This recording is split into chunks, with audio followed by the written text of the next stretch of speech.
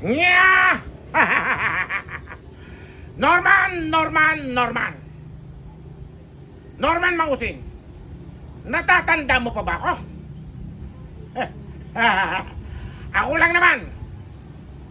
Yun ang isa sa nakapagpasaya sa'yo nung panahon ng pandemya.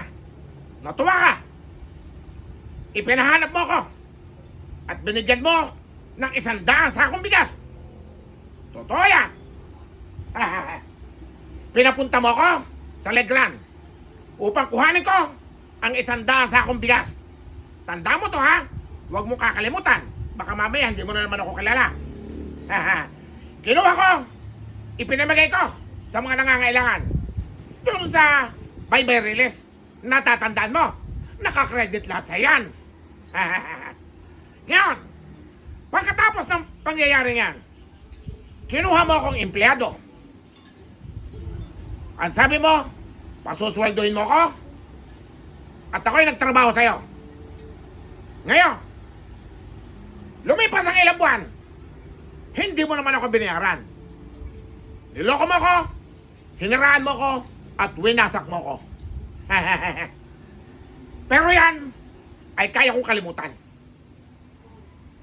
Dahil meron akong isang challenge sa'yo, na sana, ay magawa mo. Total, mahilig ka naman mag-challenge, katulad ng kay Makagago, kay MG. Binibigyan mo ng challenge. Ikaw naman, ang bibigyan ko ng challenge. Bibigyan kita ng isang maganda laban. Makinig ka, Norman. Simula sa araw na ito, December 24, binibigyan kita ng 7 araw hanggang December 31, alas 12 ng tanghali, na magpunta dito sa bahay at bibigyan kita ng 100 sakong bigas. Totoo yan.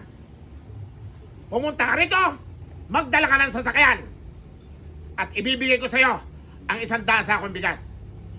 Kapag nagawa mo yan, Norman, kapag nagawa mo yan, kakalimutan kong lahat ang ginawa mo sa akin.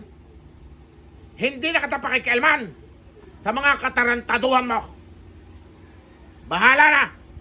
Basta ang akin, tanggapin mo ang challenge na yan.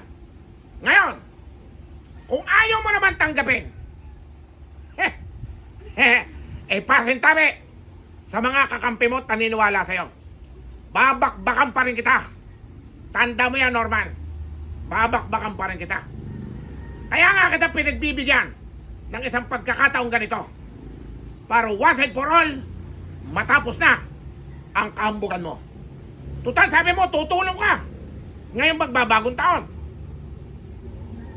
Ako na ang magbibigay sa'yo ng 1 sakong bigas. Kaya mga kasama, iparating nyo kay Norman Mangusing itong aking panawagan. 7 araw simula ngayon, at bibigyan ko siya ng 100 sakong bigas. Maraming salamat sa inyo lahat. Nya!